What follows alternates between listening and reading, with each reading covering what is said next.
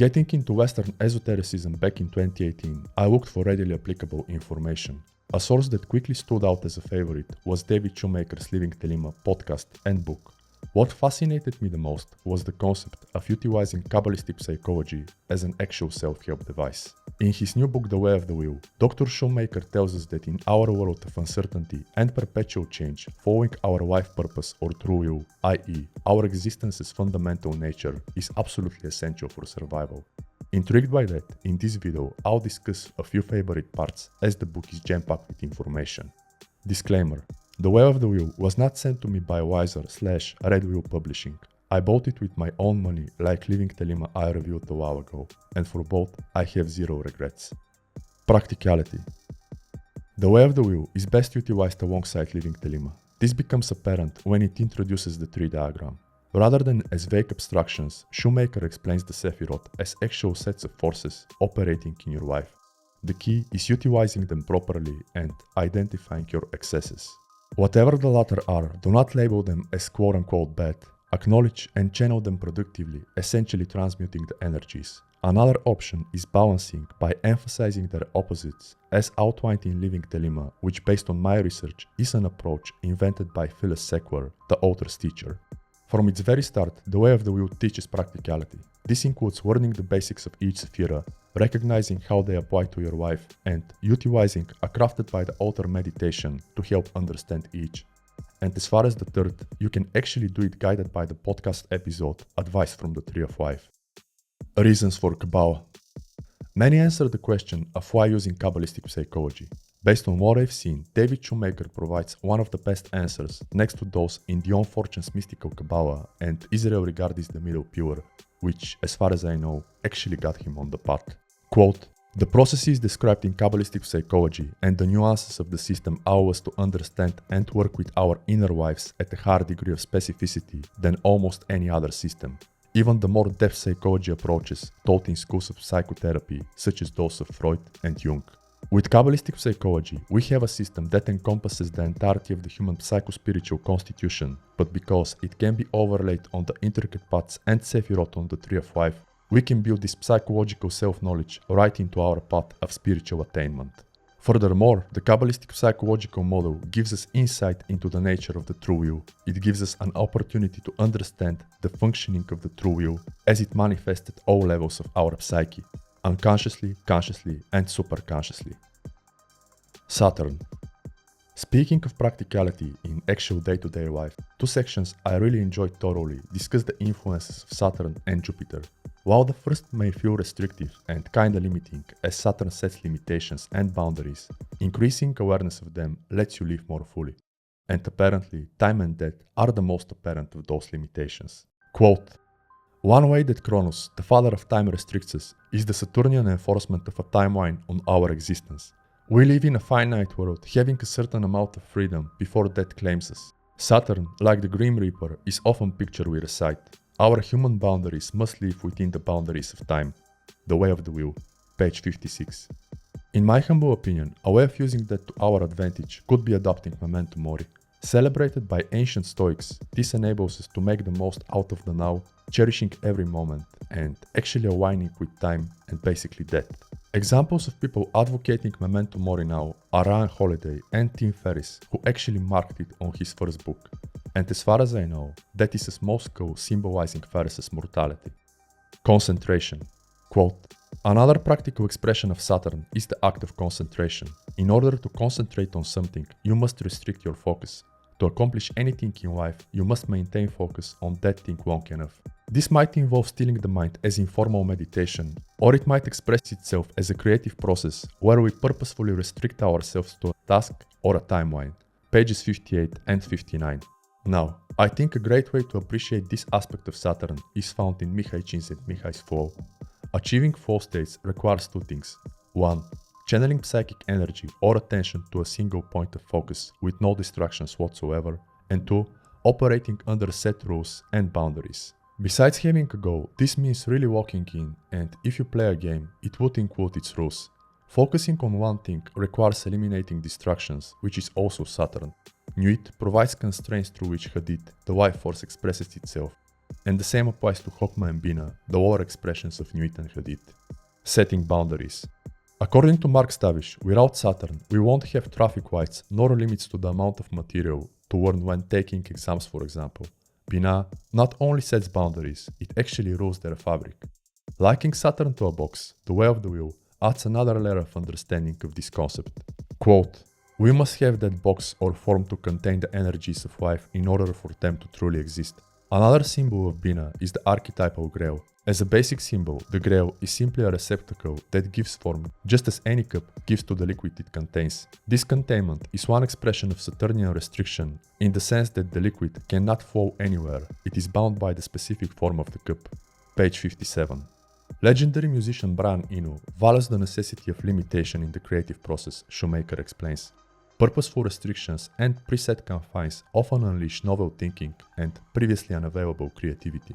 This is also emphasized in Rick Rubin's The Creative Act. Quote, "When there are no material, time, and budget constraints, you have unlimited options. When you accept limitations, your range of choices is reduced.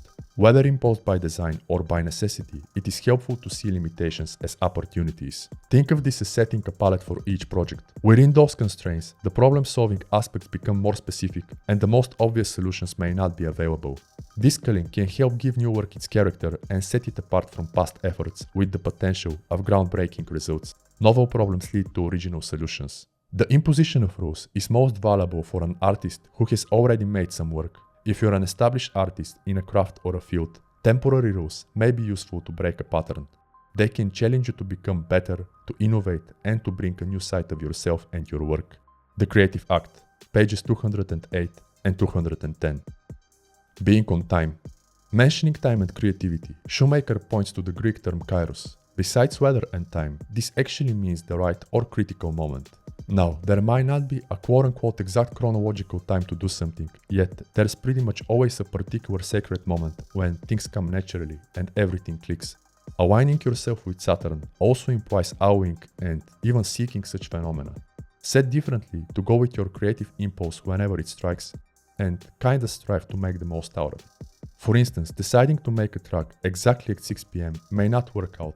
On the contrary, staying open-minded and playing with some chords, as I usually start with chords when feeling like it, might prove more effective for overcoming creative blockages. Now, based on personal experience, you can actually increase the probability of such so-called kairos moments happening by simply showing up daily. As Nick Cave says, most people wait for the muse to turn up. That's terribly unreliable. I have to sit down and pursue the muse by attempting to work. Unquote. Jupiter. Now, embracing whatever life throws at you is Saturn's ultimate lesson. On the other hand, if you really do that mindlessly, you won't achieve any growth beyond the randomness of life. To the rescue comes Jupiter Hesed, the sphere of expansion, development, growth, and creativity. Hence, the common practice of banishing Saturn and invoking Jupiter to overcome personal limitations and perhaps achieve what Maxwell Maltz would call self-image expansion. Often, Saturn is basically the entropy of whatever is there. Jupiter, on the other hand, is the element of change, the 21st path and the fortune card, which is perpetual change. Shoemaker explains aligning with Saturn is about thinking inside the box, whereas doing so with Jupiter is breaking free from it as its infinite expansion beyond any restriction. Quote, "Consciously or not, most of us are constantly trying to balance the tension between Saturn and Jupiter, between restriction and expansion, restraint and impulsivity, order and spontaneity. The way of the wheel." Page 63. Now, I believe it is actually worth meditating on this alongside Dion Fortune's saying that Gebura, Jupiter's antagonist, breaks down forms, especially those no longer serving a purpose, as Saturn is also stagnation. So basically, they kinda both counterbalance it, though in different ways. One by expanding beyond the already existing forms, and the other by actually destroying them, especially those that are useless. Let me know what you think. In practice, Jupiter provides the ease of circumstances. Shoemaker notes that in daily life, this can refer to what we call an abundance mindset, i.e., embracing the ecstasies and opportunities in your life while having all your needs met. Besides expansiveness, Jupiter is also the element of work. This can be career-wise, moving into a bigger or better city, or anything making you spread beyond your current situation.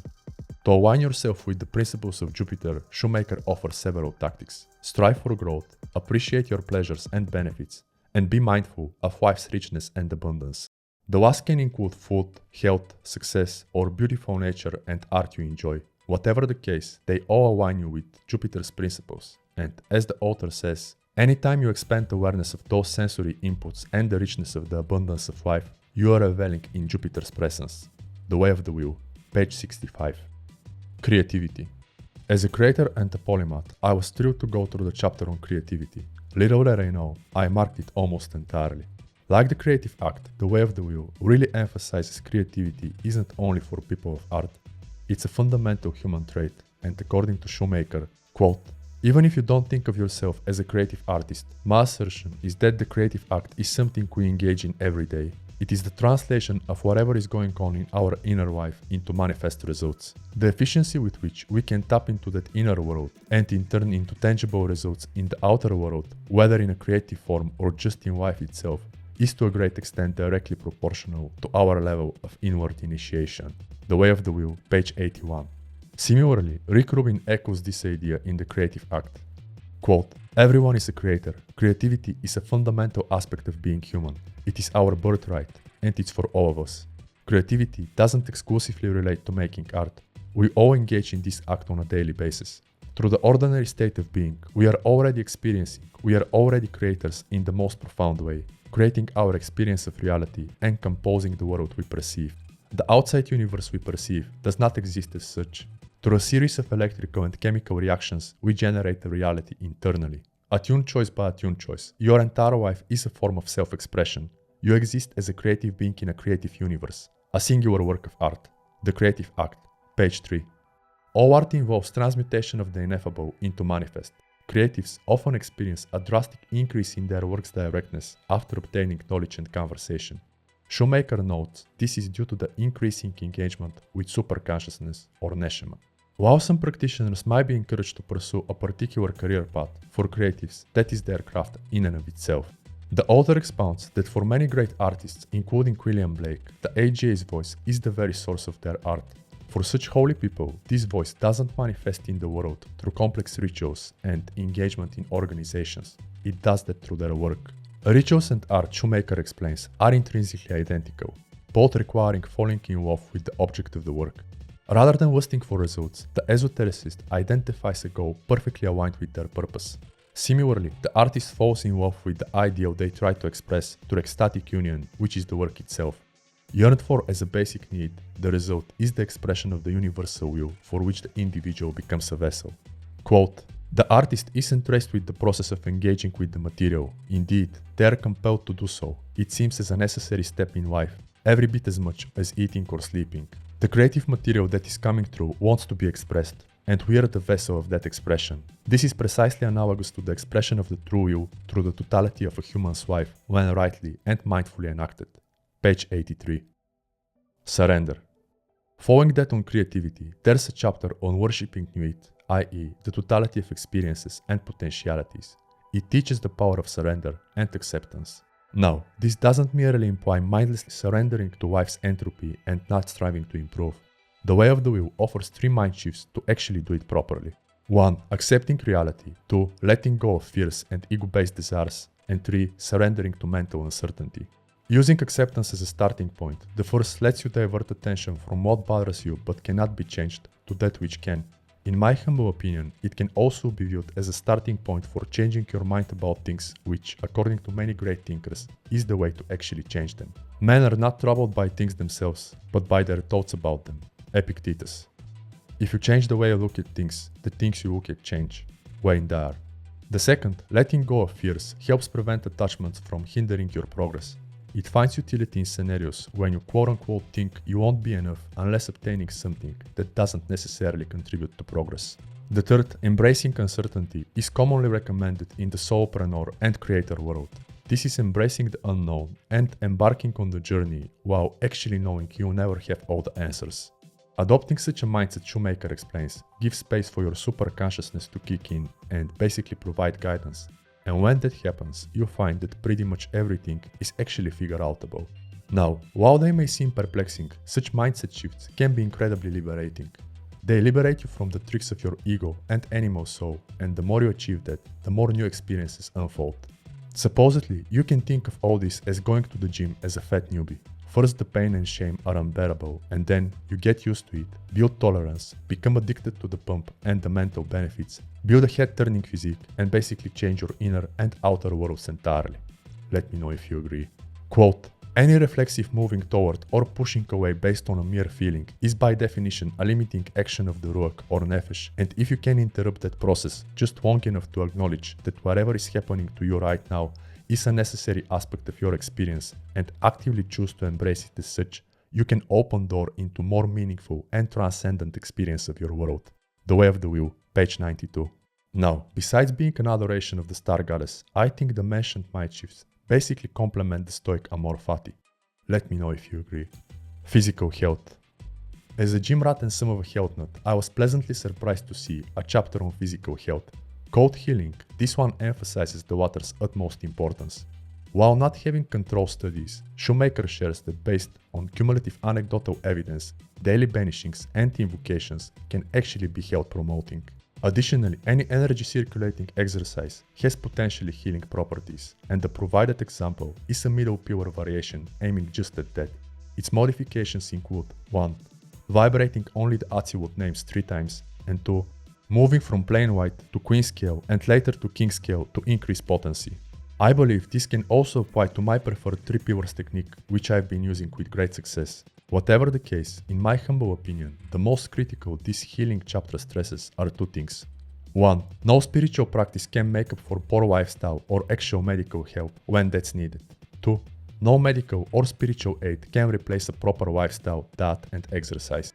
Quote, you cannot expect to use conventional medical means or magical means to heal yourself from an illness if you are not paying attention to basic daily common sense in terms of the upkeep of your body. Over the decades I've been involved with Thelema, I've watched many individuals utilize the practices of our systems of magic and yoga. Their efforts were clearly working until they undermined them with detrimental behaviors such as excessive use of drugs or alcohol, or simply ignoring common sense in terms of nutrition and exercise. So perhaps they ended up about where they would have been without the magic. The Way of the Wheel, page 175. The AGA. Last but not least, The Way of the Wheel shares reflections on the concept of KNC, aka knowledge and conversation. It explains that all of your life holds potential tools for strengthening yours. This includes biography, culture, birthplace, religion, and life experiences. The chapter also has a Q&A section offering plenty of insight. A question it answers is on landmarks helping determine your current stage. For actual adepts, these are the order grades. For others, they can include periods of going through hardships, yet somehow having a deep assurance it will all turn out for the best. Also moments of feeling fully alive and present, moving in the right direction. Like you're in the right place at the right time and everything just clicks. Another this section stresses is not dogmatizing your practices. They're just that, devices in your toolbox. Understand that there are so many of them and what works for you may not work for others and vice versa. Everyone has their own peculiar strengths and weaknesses, and the only tool essential for all is skepticism toward any result you may or may not achieve. Overall, The Way of the Wheel provides a compelling guide to understanding the principles of true will and Kabbalistic psychology. It blends esoteric insights with practical applications. Shoemaker masterfully navigates complex themes like the interplay between restrictive Saturn and expansive Jupiter forces, helping you use them for personal growth. I think the book's biggest strength is this balance of mystical concepts and actionable advice. The same makes it an excellent resource for those seeking deeper self-understanding and alignment with their true will. But that's just my opinion. Let me know your thoughts on the book and this review. Check the links in the description, and thank you for your time.